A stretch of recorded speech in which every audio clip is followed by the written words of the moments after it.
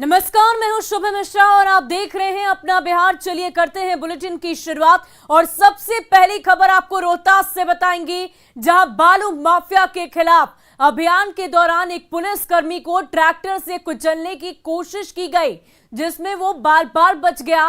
प्रशासन की टीम ने डेहरी थाना क्षेत्र में एनएच स्थित कोल डिपो के पास छापेमारी की, जहां भारी मात्रा में बालू जमा किया गया था।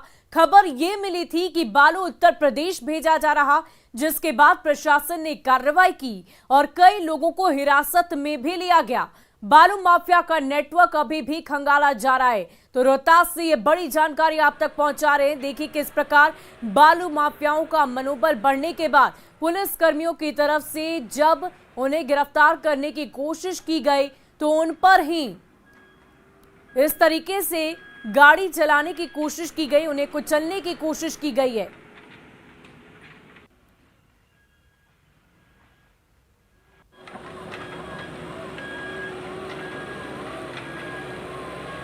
ये तस्वीरें देखिए किस प्रकार बालू माफियाओं का मनोबल बढ़ा हुआ है। लगातार बालू माफिया की खबर सामने आती है और इसी सूचना के आधार पर पुलिसकर्मी वहां पर कार्रवाई करने पहुंचे थे और उन्हें ही कुचलने की कोशिश में ये बालू माफिया लग गए। पुलिस जवान को कुचलने की कोशिश उनकी तरफ से की गई, लेकिन इस वक्त पुलिस जवान ने कुछ लोगों को गिरफ्तार भी किया है। संदिग्ध लोगों के खिलाफ कार्रवाई की गई है और उनका दुस्साहस जरा देखिए किस प्रकार वो पुलिसकर्मी को ही कुचलने की कोशिश में लग जाते हैं। और देखिए एनडीए में सब कुछ ठीक ठाक होने के दावे के बीच अब प्रतीक चिन्ह पर सियासत छिड़ गई है। बीजेपी मौजूदा लोगों में बदलाव चाहती है, जबकि जेडीयू और आरजेडी में इससे सहमत नहीं है। जाहिर है इस बार लड़ाई अब लोगों पर हो रही है।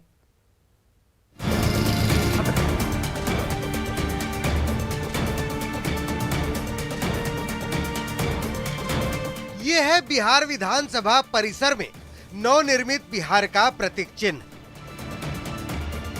इस प्रतीक चिन्ह को लोकसभा के सेंट्रल हॉल में लगे प्रतीक चिन्ह के जैसा ही बनाया जा रहा है। नए प्रतीक चिन्ह का अनावरण 12 जुलाई को पीएम मोदी कर सकते हैं, लेकिन उससे पहले बिहार सरकार के लोगों यानी प्रतीक चिन्ह को लेकर सियासी बखेड़ा खड़ा हो चुका है। बीजेपी ने बिहार के प्रतीक चिन्ह को ही बदलने की मांग की है। बीजेपी विधायक संजीव चौरसिया ने मौजूदा प्रतीक चिन्ह के बजाय लोकसभा के सेंट्रल हॉल में लगाए गए प्रतीक चिन्ह का प्रयोग करने की मांग की है।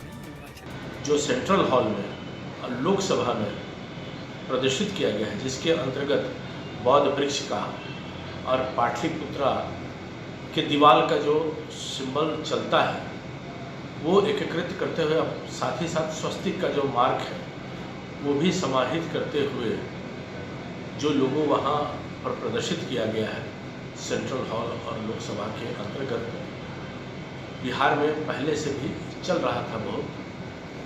बीच के इसमें जो अभी वर्तमान लोगो जो प्रयोग में हो रहा है, तो माननीय बिहार सरकार से प्रस्ताव किया और मांग की कि जो लोगो सेंट्रल हॉल में है उसी लोगों को फिर से बिहार सरकार अपनाने का काम करे।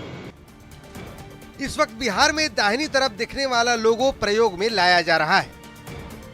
बिहार का लोगो है वह पेड़ जिसमें 18 पत्ते हैं। इस पेड़ के दोनों ओर स्वास्तिक का चिन्ह है। पेड़ पर 2 मालाएं टंगी हैं। पेड़ एक बॉक्स में है। लोगो बदलने की बीजेपी की मांग पर जेडीयू और आरजेडी दोनों ने ऐतराज जताया है। देखिए, बिहार में कुछ नहीं बदलेगा, न तारीख बदलेगी, न प्रतीक चिन्ह बदलेगा, न किसी शहर का नाम बदलेगा। ये सब गलतफहमियों में अगर कुछ लोग जी रहे हैं तो जीने दीजिए। उनको बता दीजिए कि यहाँ के लीडर नीतीश कुमार हैं, जो बदलने में नहीं बनाने में यकीन रखते हैं। नई चीज़ें बनाते हैं, पुरानी चीज़ों को बदलते नहीं है। हमारा प्रतीक चिन्ह जो बिहार का है वही रहेगा। देखिए, जो पहचान है, जो धरोहर है, उसे कोई बदल नहीं सकता है। ये संविधान, नियम और कानून अपने तरीके से चलता है। बहरहाल अब प्रतीक चिन्ह पर बीजेपी जेडीयू की राय अलग अलग है, जबकि आरजेडी और जेडीयू की राय एक है। पटना से न्यूज़ 18 के लिए शैलेंद्र कुमार की रिपोर्ट। और एक बार फिर पटना पुलिस की बड़ी लापरवाही सामने आई है। पटना सिविल कोर्ट में पेशी के लिए लाया गया बारूद पेशी से पहले ही फट गया, जिसमें एक दारोगा सहित 3 लोग जख्मी हो गए। बाद में एटीएस और बम स्क्वाड की टीम मौके पर पहुंची और बारूद को नष्ट कर दिया गया। लेकिन इस घटना के बाद पटना पुलिस पर कई बड़े सवाल अब खड़े हो चुके हैं।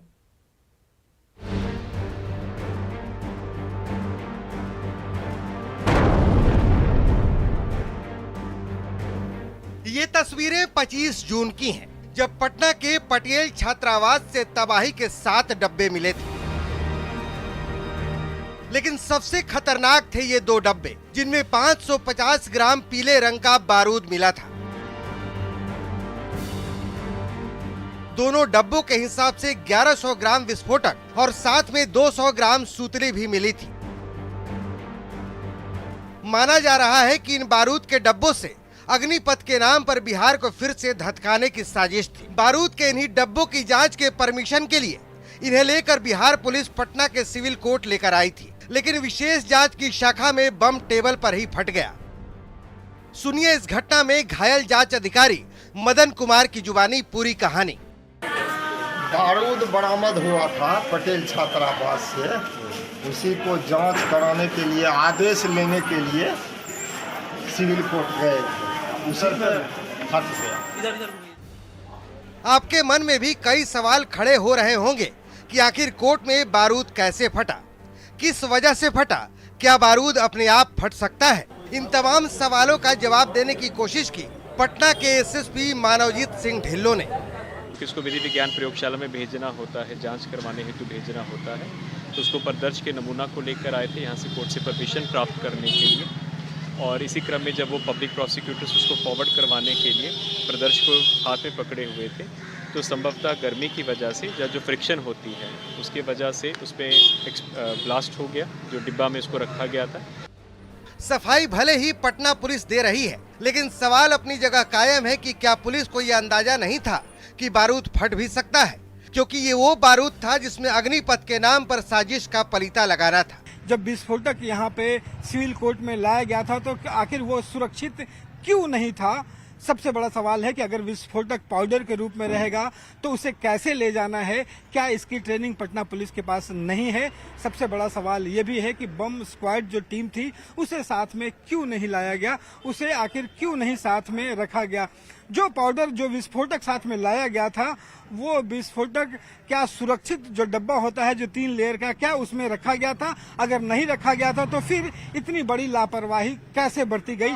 सबसे बड़ा जो सवालिया निशान खड़ा होता है कि पूरे विस्फोटक को एक जगह से दूसरे जगह तक जो ले जाने की जो प्रक्रिया है उसका पालन आखिर क्यों नहीं किया गया? और ये तमाम सवाल जो हैं वो बिहार पुलिस और पटना पुलिस के जो काम करने के जो तरीके हैं उस पे खड़े हो रहे हैं।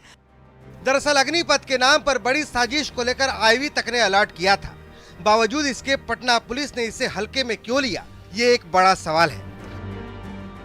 पटना से न्यूज़ 18 के लिए संजय कुमार के साथ रवि एस नारायण की रिपोर्ट।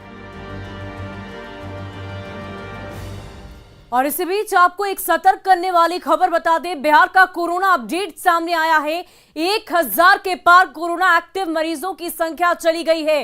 राज्य में एक्टिव केस बढ़कर 1029 हो गए। पिछले 24 घंटों की अगर बात करें तो 169 नए केस सामने आए हैं।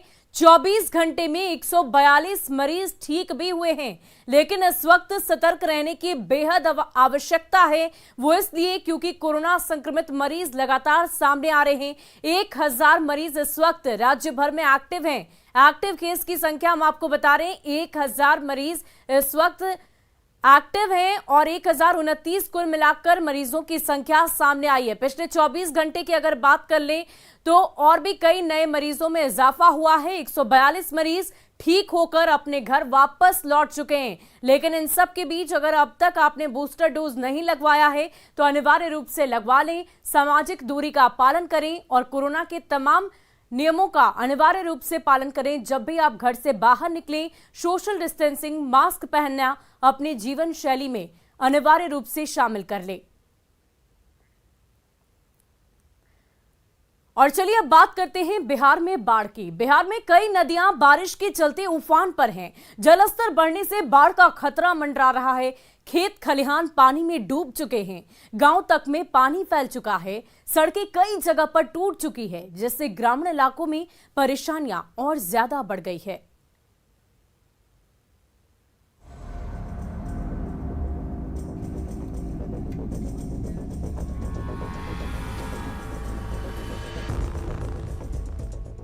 वैशाली में गंडक नहर का बांध टूटने से दहशत है।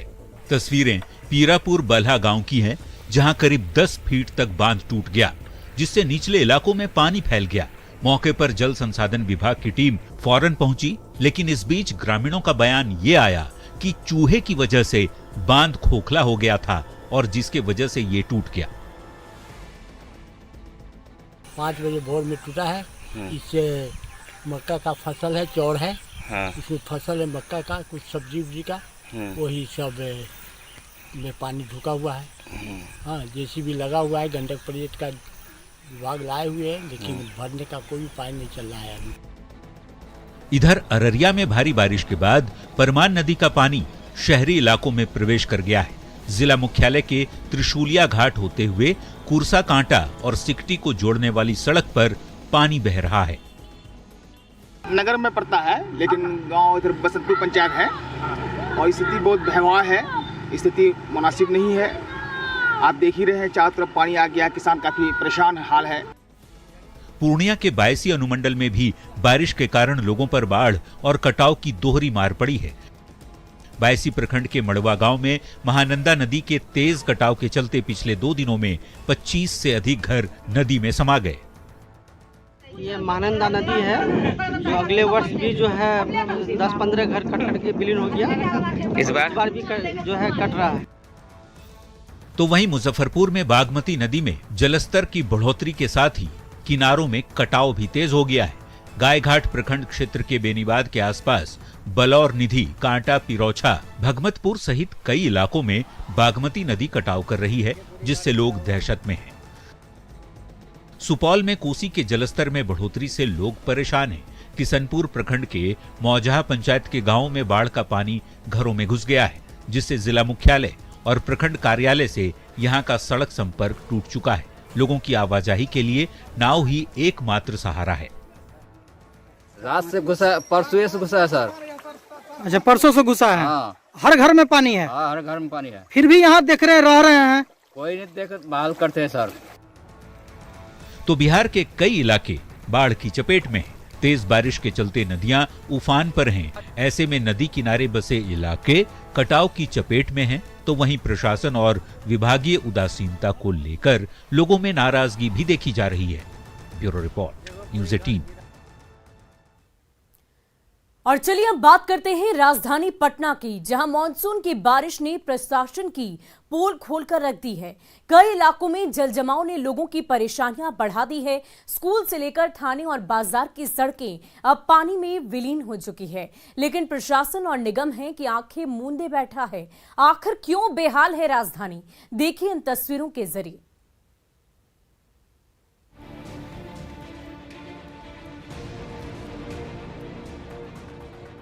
राजधानी पटना में हुई 2 दिनों की बारिश से कई इलाकों में जल जमाव की स्थिति दिख रही है। जल जमाव ने लोगों की परेशानी बढ़ा दी है। बांकीपुर के अघोर प्रकाश शिशु सदन विद्यालय में जल जमाव से यहां पढ़ने वाले बच्चे भी परेशान हैं। स्कूल में आयोजित कार्यक्रम की तैयारी भी पानी की भेंट चढ़ चुकी है। स्कूल तो स्कूल, मानसून की बारिश में पटना का राजीव नगर थाना फिर से एक बार झील में तब्दील हो गया है। थाना कैंपस से लेकर एसएचओ के चैम्बर और हाजत से लेकर बैरक तक में पानी भर चुका है। जल जमाव की वजह से पिछले 3 दिनों से ड्यूटी करने वाले पुलिसकर्मियों को भी परेशानियों का सामना करना पड़ रहा है। राजधानी में हुई झमाझम बारिश से जल जमाव की स्थिति हर तरफ दिख रही है। ये तस्वीरें पटना के सब्जी बाग इलाके की है। देखिए कैसे जल जमाव से लोग परेशान हैं। सड़क पर पानी भर जाने से खेतान मार्केट के बाहर लगने वाली सभी दुकानें बंद पड़ी हैं। तो ये हाल है राजधानी पटना का। मानसून की तो अभी शुरुआत है, लेकिन देखिए कैसे स्कूल, थाने और बाजार तक पानी पानी हो चुके हैं। कैसे लोग परेशान हैं तस्वीरें इसकी गवाह हैं, लेकिन शायद इन तस्वीरों से शासन प्रशासन के साथ ही निगम तक को भी मतलब नहीं, तभी तो हर साल ऐसी तस्वीरें देखने को मिलती हैं। न्यूज़ 18 के लिए पटना से विनीता मिश्रा और रजनीश कुमार की रिपोर्ट। और इसी बीच समस्तीपुर से आपको बड़ी खबर बता दें, जहां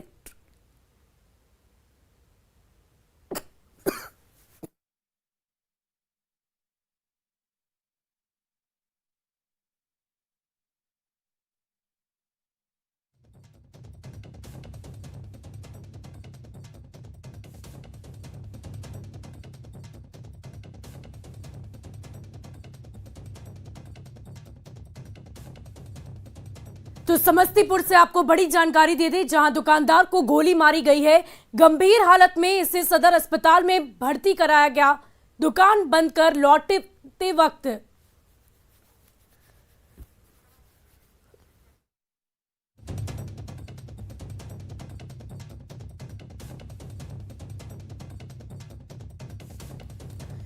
तो समस्तीपुर से आपको ये बड़ी खबर बता रहे थे, जहां इलेक्ट्रॉनिक दुकानदार को गोली मार दी गई है। गंभीर हालत में उसे सदर अस्पताल भर्ती कराया गया है। दुकान बंद कर जब वो लौट रहा था तो उस वक्त ही अपराधियों ने गोली मार दी। बाइक पर सवार होकर ये दो अपराधी वहां पर पहुंचे थे।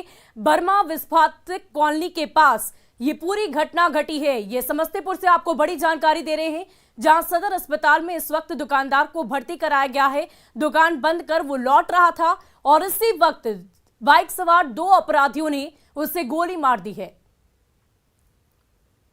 वहीं मधेपुरा कोर्ट ने 4 लोगों की हत्या के मामले में 3 लोगों को दोषी ठहराते हुए आजीवन कारावास की सजा सुनाई है। साथ ही सभी पर 1-1 लाख रुपए का जुर्माना लगाया। मामला 16 साल पुराना है, जब घड़हरा गांव में एक ही रात में 4 लोगों की हत्या कर दी गई थी। इसका आरोप शंभू सिंह, संजय सिंह और नवल किशोर सिंह पर लगाया गया था। मृतक के परिजनों के मुताबिक आधी रात को कमरे से निकालकर सभी को गोली मार दी गई थी और 16 साल के लंबे इंतजार के बाद इस मामले में फैसला आया। नवल सिंह, संजय सिंह और शंभू सिंह को हत्या का दोषी पाया और उन्होंने प्रत्येक को 302 धारा के तहत आजीवन कारावास, 1 लाख रुपये जुर्माना और उसी अनुरूप जो है आर्म्स एक्ट में 10,000 रुपया और 3 साल का, और उसी तरह जो है अन्य जो है 148 में दोषी पाया, लेकिन सारे सजा एक साथ चलेंगे। और खबर नवादा से, जहां शहर के भीड़ भाड़ वाले इलाके में शातिर महिलाओं ने ही एक बुजुर्ग महिला के गले से सोने की चेन छीन ली। घटना प्रजातंत्र चौक के पास की है। बुजुर्ग महिला अपने बेटी और रिश्तेदार के साथ ई रिक्शा से जा रही थी और तभी उसी ई रिक्शा पर बैठी 4 शातिर महिलाएं उसके गले से चेन छीनकर फरार हो गई। घटना के बाद एक दूसरी महिला ने चेन छीनकर भाग रही महिलाओं में से एक आरोपी को धर दबोचा और उसे मौजूद ट्रैफिक पुलिस के हवाले कर दिया था। लेकिन जब घटना स्थल से लौटकर महिला दोबारा पुलिस के पास पहुंची तो आरोपी महिला वहां से गायब हो चुकी थी। पीड़ित महिला ने ट्रैफिक पुलिस पर पैसे लेकर उसे भगा देने का आरोप लगाया और इस बात को लेकर पुलिस और पीड़ित महिला के बीच खूब नोकझोंक हुई।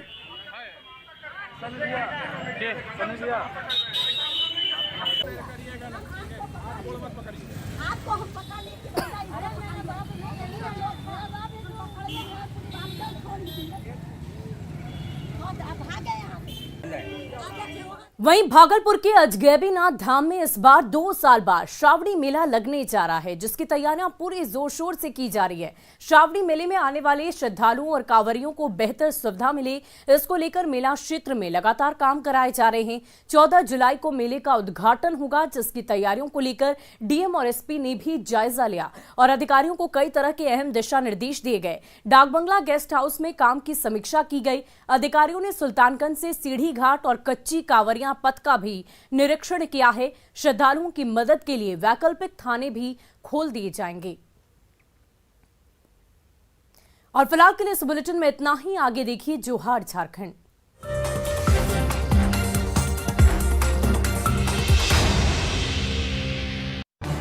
इस न्यूज हेडलाइंस